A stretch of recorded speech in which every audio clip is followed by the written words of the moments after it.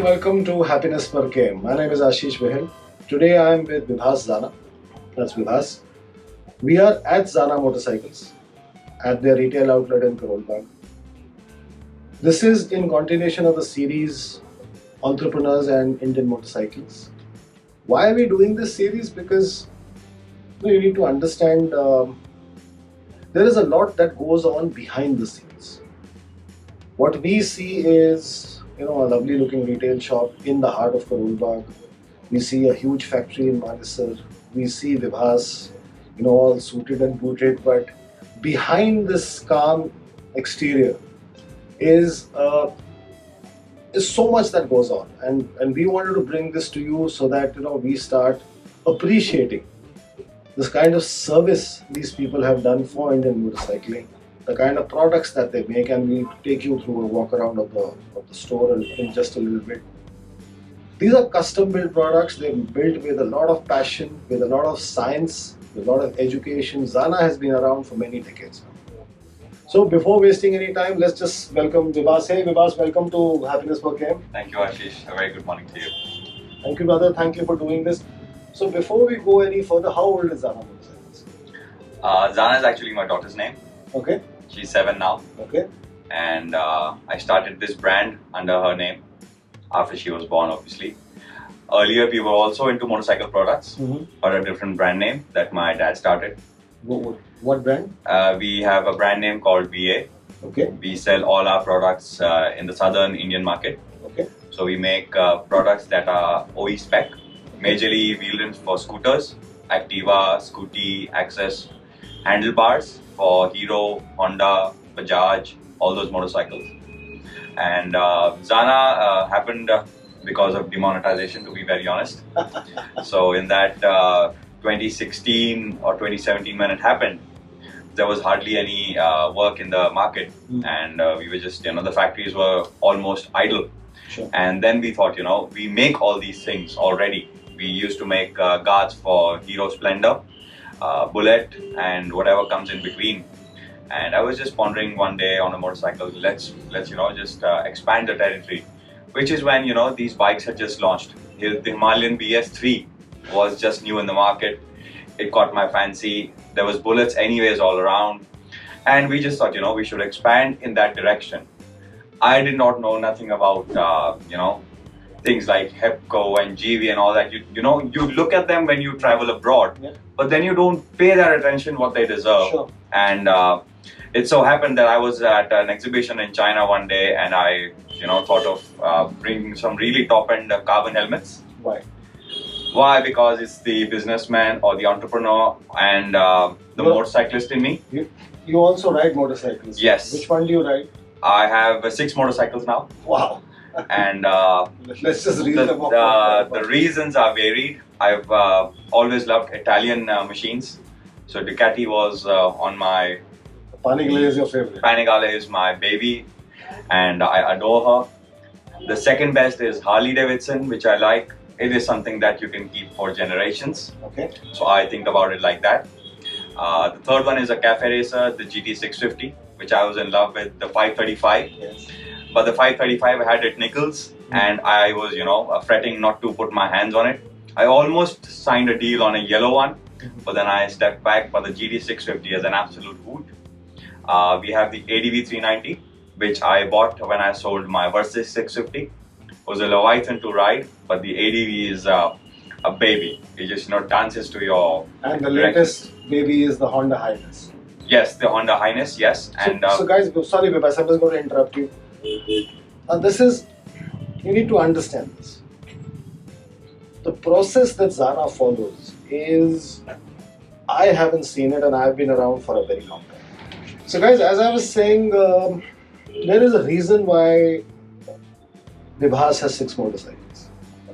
Because it's a unique process that he follows. Last time we had met when there was a significant event happening, he was taking delivery of his brand new Honda Highness. We had gone across there because we are like this, we are enthusiastic about people buying new motorcycles. Let's just hear it from him. Why was he buying the motorcycle? Why did he buy the KTM 390? Why did he buy the Royal Enfield GT650? And here is a man who keeps buying motorcycles every 3 months. There is a definite reason for it. And once you understand that reason, you will appreciate the science and effort that goes behind every Zana product. All yours. So motorcycles are like models Yes. which you can buy. Yeah. So it's like fantasies which you can realize. Something that's achievable, that's very pretty. I would say I'm in love with almost all motorcycles. There's no motorcycle that I would hate. The CB350 was actually a reminiscence of the CB750. Correct. So if you remove the engine bit of it, it's so beautiful, and there's so many modding ideas in my head going around already that I just want to, get done with it, bring it on the road, and then ride it. So what motorcycles basically do is inspire us. I've been a lover of cars as well, but motorcycles are much easier for us to work with, work on. So we buy them, we take them to our factory. There's an R&D division that we have set up in our new plant. So there's 3 engineers, they work with me. I design the whole thing. Depending on the targeted roads, the usage, we design the products. So there's things like crash guards, obviously, top racks, saddle stays, some cards. So hang on, I'm just going to jump in. So there is, contrary to perception, there is no Zana product that is actually made as we would say andazes. It follows a process of measurement, spec, materials, proto, and then production. Just take us through that. It will not succeed. If it was a jugaad or andaze se, it will never succeed.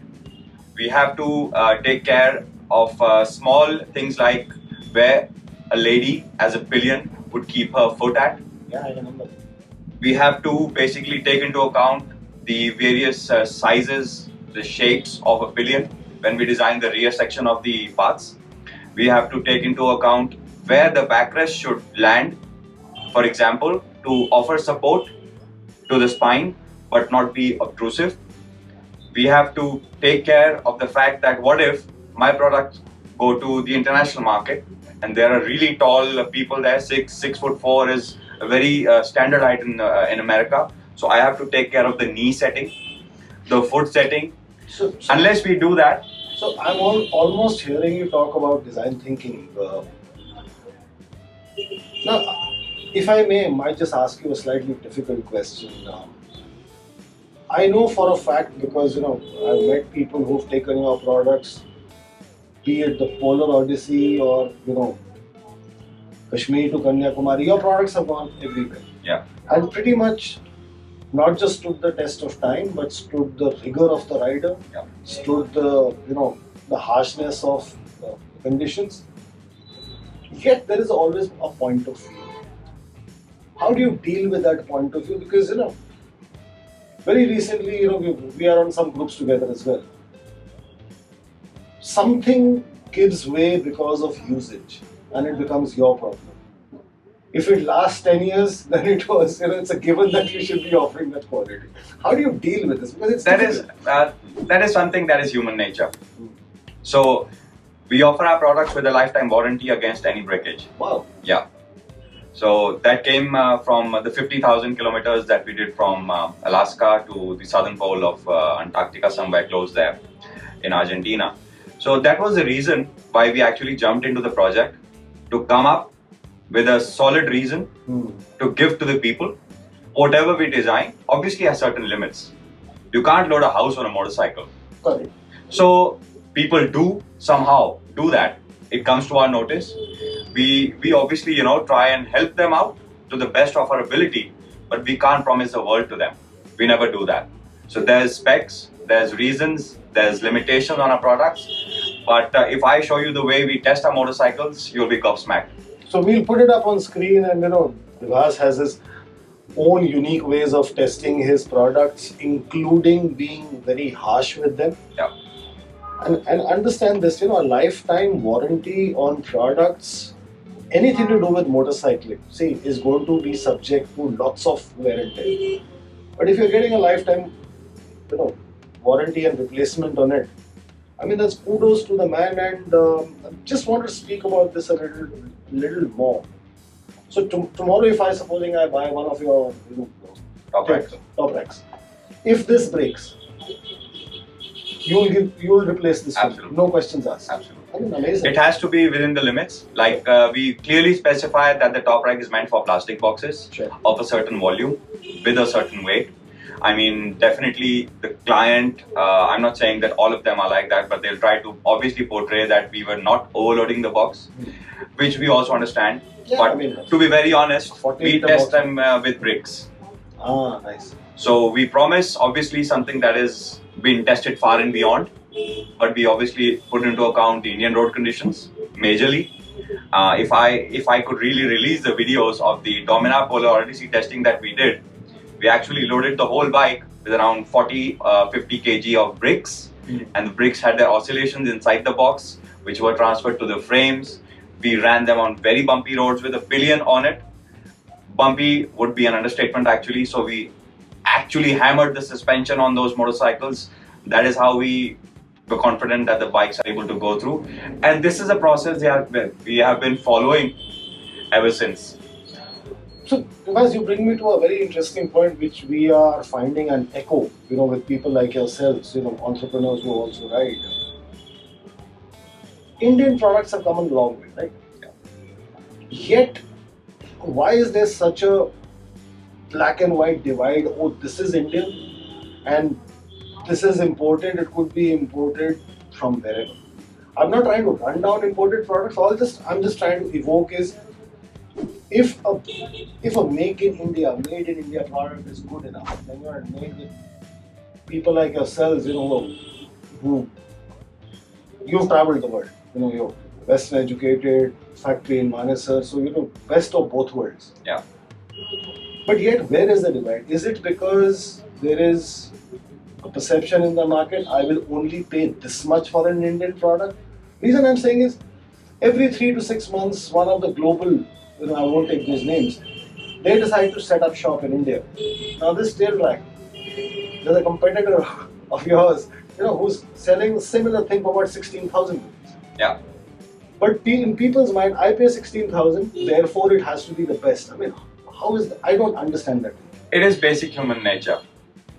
Anything made in India, I would say it has changed a lot now, since it's been 4 years that we've been into the business. Perceptions changed. But to be very honest, if you are somewhere on the business side of it, of any business, not just motorcycling generally, so there's a basic cost, then there's a distributor margin, then there's import duties, then there's transportation, which generally happens quite a number of times by air, depending on the product. Then there's dealer margins, then there's marketing cost involved. When you total this up, a product that actually is made at a very humble cost goes up, comes to India, and people are happy. When we go abroad into exhibitions like the EICMA and all these things, we know what materials they are using. Yeah. We know what welding they're doing. We know what grade of steel it is. Yeah. As manufacturers, we can just look and I can just tell you the OD and the ID of that product, what it will be. Sure. So we know what these guys are up to, and we don't really have anything that will pull us down. But the mental block is something you can't really break. If it's there, it is there. But gradually, with all the machines are all available in India, so we've invested a lot in our machinery in this past 6 months. You recently set up a new factory. Yes. With the confidence that we have on the motorcycles being launched, and the use they're being put to now, we are very, very hopeful that it is going to be a massive influx of Indian products. And I must tell you, Ashish, there's a lot many young entrepreneurs with machinery who want to actually push the motorcycle industry towards this new realm of, say, touring, track usage, and enthusiast-oriented products. So we are obviously now we've been into the touring side as well, and we want to actually bring about products that are very lightweight. Aluminium is going to be the backbone. We have machines ordered which are also going to work with titanium. Sure. And we would want to foray into the ultra lightweight yet very durable parts, which generally we import from Germany. I wouldn't name the brand. Sure. So there's all these things, aluminium, titanium parts, which sound good. People promise aircraft grade, this aluminium, this and that. But let me tell you, it's all basic aluminium. As a manufacturer, I know that.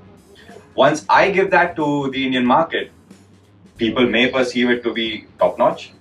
But if there's a mental block, you know, it's just you and me who have to break it.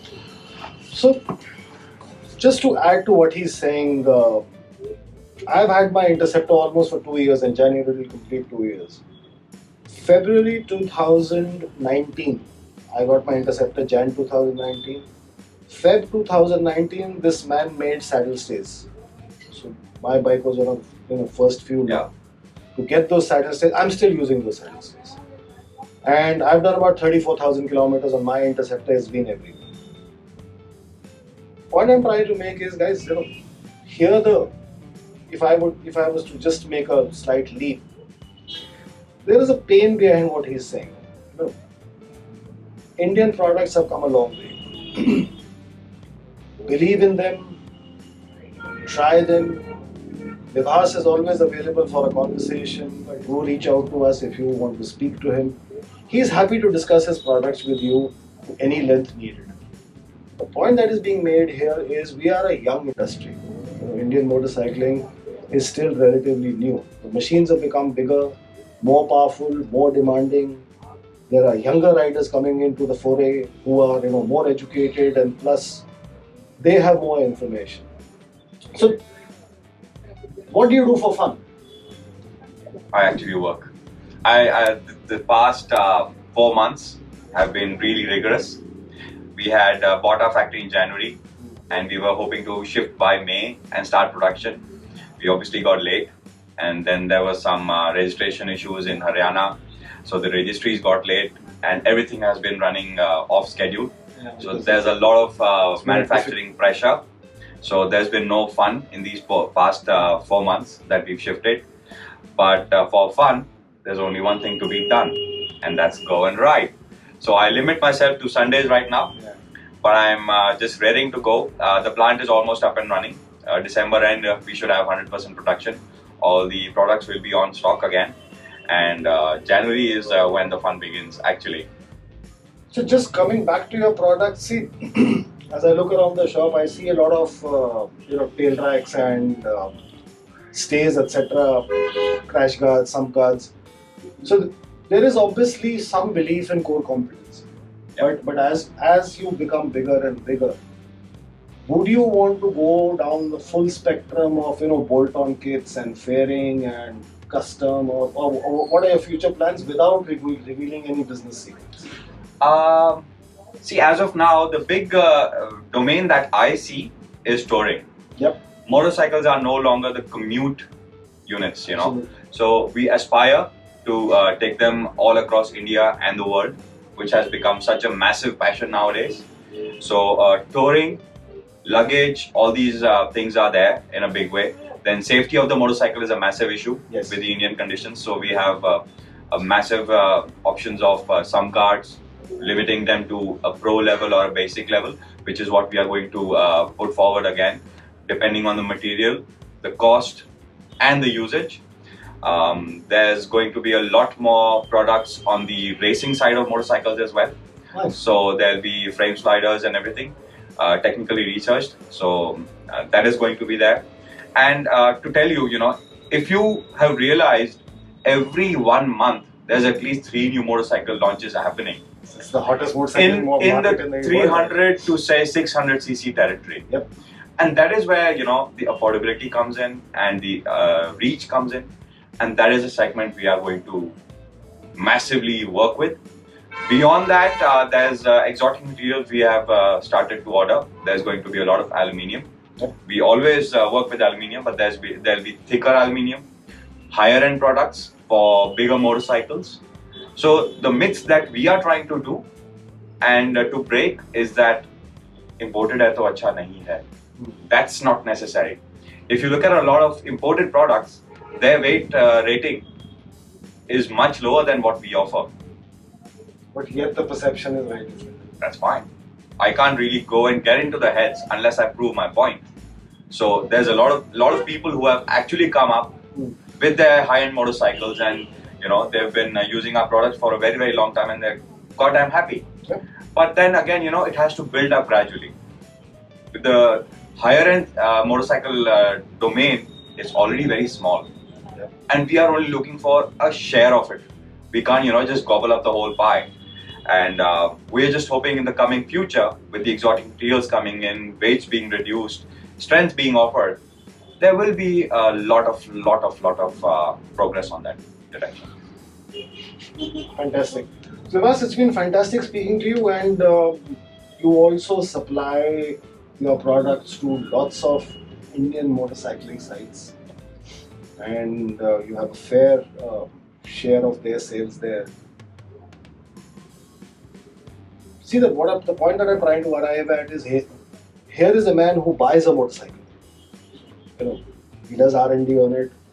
His entire production team gets into the thick of it, right down into making sure that the bolt is of a particular quality and a particular grade of steel. How much support do you receive from the market? Is because it must be a lonely thing to do. Because when you're trying to create something, it's always there's vision involved, there's creativity involved, and there is being an explorer, because you never really know where you're going to end up. What I see is that the market does not let you flourish, to be very honest. That is the Why is that? Because isn't it a win-win for everyone? Better quality motorcycles, better quality products, happier customer. It's a win-win for all. But the perception is very tough to crack. Let me be very honest. With the kind of quality mindset that we have, we are never satisfied with what we do, to be very honest. So we are our own biggest competitors. We try to outdo what we do. Okay. Earlier, it was high tensile bolts. So there is a reason why we use high tensile bolts. And obviously What is the reason? I'll tell you. The reason why we use high tensile bolts is that they offer a lot of flexibility. Yep. So stainless steel at a certain grade, say 304 and lower than that, is very rigid. So we used to give high tensile bolts on certain engine bolts. So they are very long, they have to be really flexible to take that brunt of the load. So there's an engine running, there's an impact happening. So it has to be really flexible so that the impact is not transferred. But the trouble is, there was a minor rusting issue on a couple of them. So the people thought it was an inferior product. So we had to really justify that it is not. And since then, we've still kept using the high tensile ones, but we've had to develop a coating which is done far and beyond in Manesar, and for suppliers like Maruti. So the company that actually works for Maruti is now doing coating processes. So that's called a magni coating, and that's a very expensive process. So there's a basic cost of the bolt, and the cost of the process is higher than the bolt itself. So the market is not forgiving. Yeah, so there's a small reason, but to cover that difference, I have to take many leaps and jumps to deliver it so that the people are satisfied. And I can't just let that happen, just keep sitting on something that is, say, a complaint point from my customer. I can explain enough, but then again, I have to outdo myself. And is there any paradigm shift happening at the customer level? Are they getting friendlier or more demanding? And also the price. What is that? This Indian.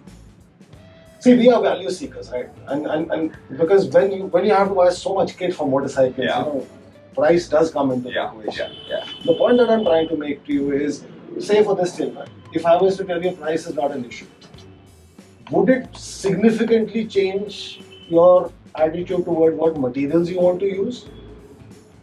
Or is it that you create the very best and then say this is what has our stamp of quality? If I tell you, as a product, if you look at the tail rack generally, there's two materials. Yeah. There's either stainless steel or there's mild steel. Generally what the global usage is. Mild steel has a better resilience towards fractures and things. Stainless steel at a higher grade, yes. But then the cost is so massive that we can't deliver it for the Indian masses. Sure. If I have to mass produce it, I won't be able to deliver the cost. It'll be somewhere very close to the imports. But the products that are imported at that cost level is again my steel. So you understand? It's a circle. If I have to deliver a cost, if I have to custom make a part for say somebody who's really, really whimsical about the motorcycle. But even if, I'm saying the point I'm trying to, you're giving a lifetime guarantee. Yeah. Lots of your competitors don't give it. Yeah. So why is everyone not happy? There are a lot of happy customers. You know, we have a social media team whose job is to actually take feedback from all our customers. We try and call them, we try and message them, we ask them to reach out to us if there's an issue or if you're happy. So many of us do get that feedback. For example, there's top racks. I've been supplying them the plates from day one in aluminium. Lovely. And there's a 4mm aluminium on it, and we haven't changed that aspect from day one. But again, the market has forced us to supply a part that is say made in steel, just to keep the costs a little lower and our manufacturing cost down. So for some value-oriented customers, we do offer an option, but we are clear and specific that this is meant for a certain purpose. For a pro level usage, you'll have to upgrade to an aluminium, and our team is there. You can ask whatever you want to, depending on your say usage of luggage, which is predominantly what this thing is. And so for I'll tell you a very interesting case. There was a guy from the UAE, Adnan. I wrote an email to him personally yesterday. He wanted everything in aluminium and titanium. Wow. And titanium is like it's 11,000 rupees per kg right now. But he didn't bother. He said, okay, I want these things for the ADV, and I want them in aluminium and titanium. I can wait. So you know, there's a kind of shift. So you would do that level of customization? Yes. We are looking at titanium in a very big way now. Aluminium is something that is the standard on most of the Zana products, but we are definitely looking at a thicker grade of titanium. It is going to cost us, but then there's almost no weight, which you know a lot of us obsess over. Yep. So we're happy to do that. We're happy to do that. So what are future plans for the next 2-3 years? Anything you want to stay true to what you are doing, or anything exciting that you want to experiment with? See, the future of Zana is actually somewhere to quite a distance governed by the motorcycle industry itself.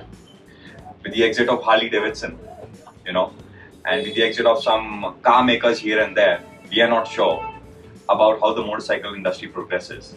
But we are somewhere very confident that the government is going to push this section of two-wheelers. Motorcycling industry will, sorry to jump in, motorcycling industry will do very well. I have a very positive view of it. But then again, you know, there's a massive emotion. Yeah. You know, and emotions can run wild in any direction, what I feel. So otherwise, you know, Harley Davidson would not have exited. Harley Davidson, you know, so is probably the biggest emotion in motorcycles right now, all across the globe. Well, but looking at the section that we are dealing with, we have a very positive view. Yeah, so we have a very positive view. We don't see any reason or any chance for us to not work well. And with the kind of product range that we have, we're selling almost around 350 products. Wow. And that should be around 14 or 15 motorcycle category. Almost most of Bajaj motorcycles that are used for touring. Some Honda, sorry, and Royal Enfields, most of them. Correct. So there's quite a lot many products that we are hopeful to sell in the future. Fantastic. So, guys, just to wrap up, we were speaking to vibhas of Zana Motorcycles. You've heard his passion, you know, you've heard his commitment. Here is a man who served Indian motorcycling. Yes, it is a commercial enterprise, but trust me, there is so much that goes on behind the scenes. 24/7 commitment, you know, whether it's managing inventory, whether it's trying to figure out raw materials. 2020 has not been a forgiving year for most, and they've just gone, you know, from one strength to another. They're opening up a factory in Manesar now, and you heard him, you know, For those of you interested in extreme level of customization, do reach out to us. We'll pass the message on to Vibhas, and if there is anything that you want to discuss with him or speak with him, put it in the comments below, and we'll make sure it reaches you. Thanks for watching, and before we go, do click like, share, and subscribe. And thanks, Vibhas. Thank you a lot, Ashish. Thanks for having us here. Our pleasure. Bye bye. Thank you.